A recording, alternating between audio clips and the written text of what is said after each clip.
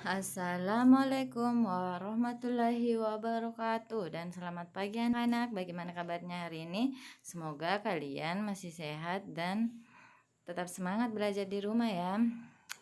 Jadi seperti biasa sebelum Ibu memulai pembelajaran hari ini, Ibu tidak lupa mengingatkan kalian selalu mengaplikasikan 3M, mencuci tangan dengan sabun di air yang mengalir, memakai masker dan menjaga jarak. Selanjutnya, sebelum kita belajar, mari kita terlebih dahulu berdoa anak-anak, semoga pembelajaran hari ini dimudahkan dan bermanfaat. Doa sebelum belajar dimulai.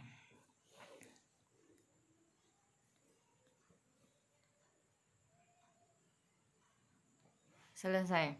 Baiklah, kemarin masih ingat pembelajaran kemarin di hari kedua kita telah belajar mengenai diagram batang. Jadi hari ini kita masih belajar diagram batang ya, seperti biasa tujuan pembelajarannya. Hari ini anak-anak setelah belajar hari ketiga sudah dapat menjawab pertanyaan berdasarkan data dari diagram batang. Nanti juga kita akan belajar tentang siklus atau daur hidup. Kemudian hewan-hewan langka. Setelah mempelajari ini, diharapkan anak sudah dapat mengetahui tentang hewan langka dan siklus-siklus hidup.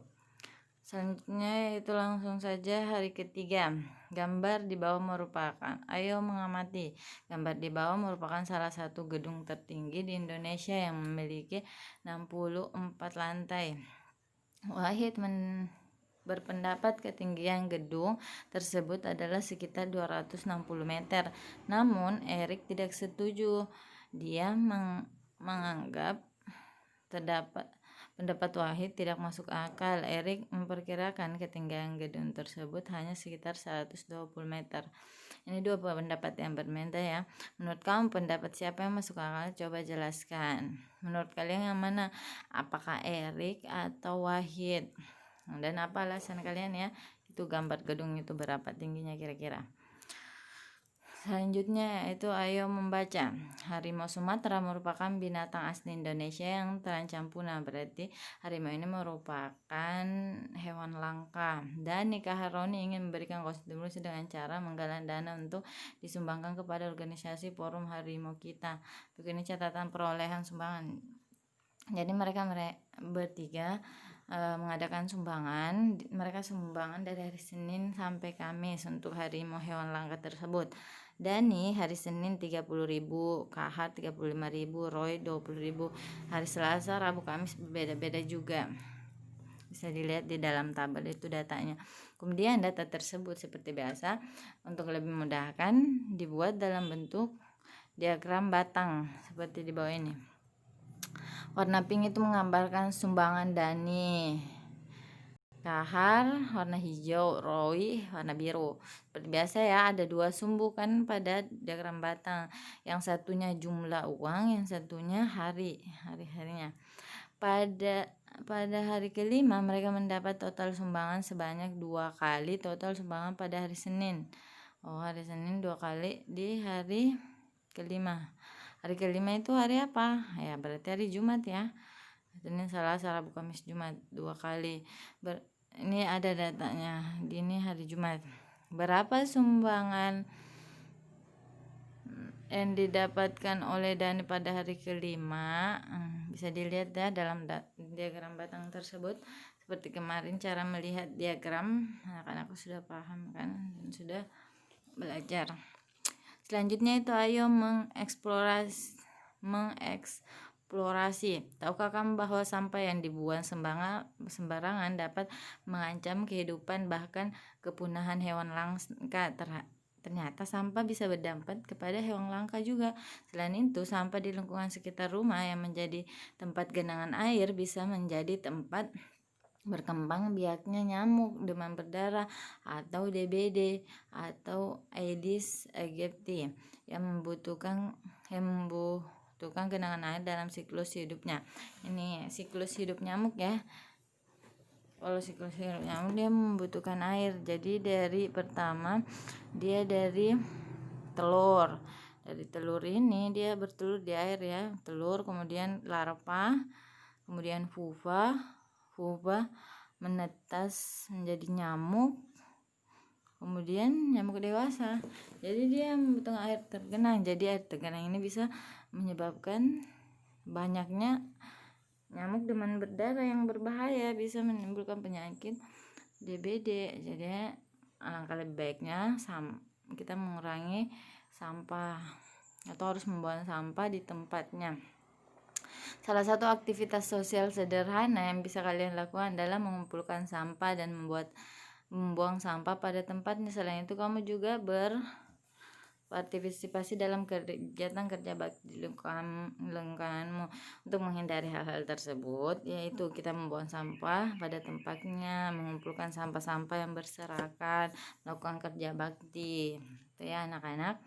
Ayo lakukan ini di rumah atau lingkungan sekitarmu. Kumpulkan sampah-sampah yang kamu temui. Hitunglah jumlah sampah plastik kertas yang kamu dapat. Ya, jadi kalian di sekitar rumah bisa mengumpulkan sampah-sampah ya, di depan-depan rumah atau di belakang rumah. Kalian kumpulkan baru buang ke tempat sampah. Kalian hitung berapa banyak sampah plastik dan kertas yang kalian dapat. Bisa ditulis di sini ya, sampah kertas berapa, plastik berapa. Catatlah hasil yang kamu dapat dan nyatakan dalam bentuk diagram batang. Diagram batangnya digambar ya seperti kemarin, tahu kan? Gambar ada 2 sumbu. Misalnya sini jumlah di sini jenis sampahnya. Sampah plastik dan sampah plastik dengan kertas. Baru plastik berapa, kertas berapa.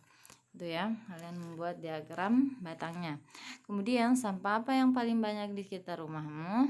Sampah apa yang kalian dapat paling banyak? Apakah plastik, kertas, ataukah adalah sampah lain, sisa makanan atau dan lain? Buatlah 3 kalimat yang sesuai dengan data yang kamu peroleh. Aku mendapat sampah plastik lebih banyak dari ayah. Bisa begitu.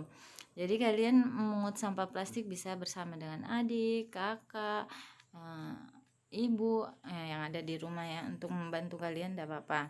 Kalian membuat kalimat ya, contoh kalimat kayak seperti ini, atau kalian bilang, aku mendapat sampah plastik sebanyak 5 buah. Itu juga contoh kalimat. Kalian membuat 3 kalimat. Dalam menulis kalimat kalian harus memperhatikan huruf kapital dan tanda titik ya.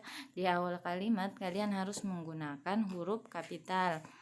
Di akhir kalimat kalian harus menggunakan tanda titik. Dan kalau menyebutkan nama seseorang juga harus diawali dengan huruf kapital. Itu ya anak-anak. Kemudian ayo berlatih. Pernahkah kamu melihat hewan berikut ini? Hewan ini anak-anakku pasti tahu dan pernah melihat ya. Harimau Sumatera dan orang utan adalah hewan langka yang harus dilindungi. Data di bawah ini menunjukkan jumlah dari hewan langka yang tersisa di Indonesia.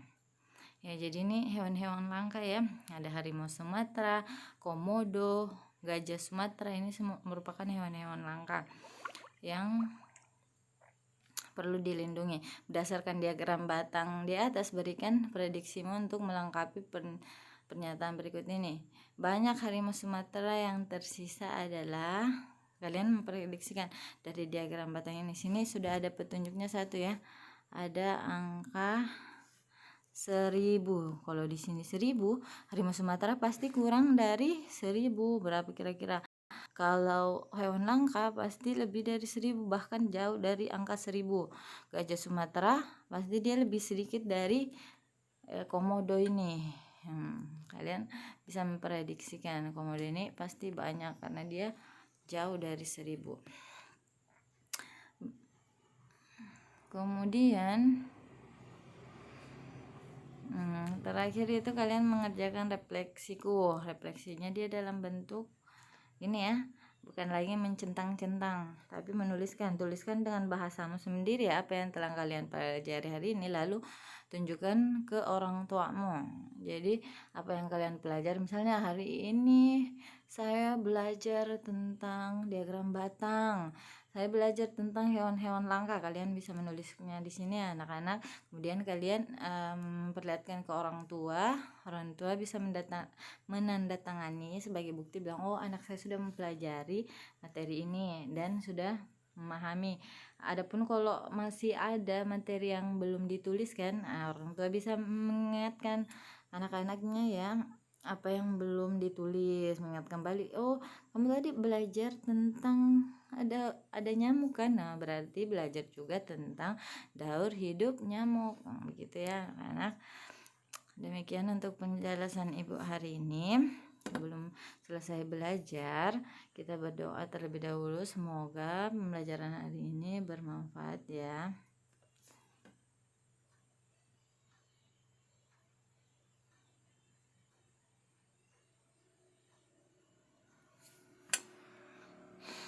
Selesai.